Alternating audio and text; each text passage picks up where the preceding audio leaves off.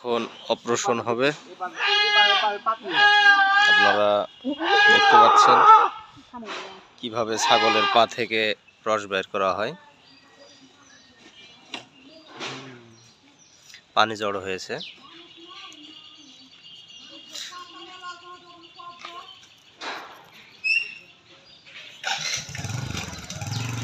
হাঁটুতে পানি জড়ো হয়েছে, পানিগুলো আমরা বাইর করে দিচ্ছি। একটু ডলে দেন। আর দূর দূরান্ত থেকে অনেক ছাগল গরু নিয়ে আসে আমাদের পশু হাসপাতাল দুর্গাপুরে। আপনার প্রয়োজন আপনারাও নিয়ে চলে আসবেন। আপা কোথা থেকে আসছেন আপনি?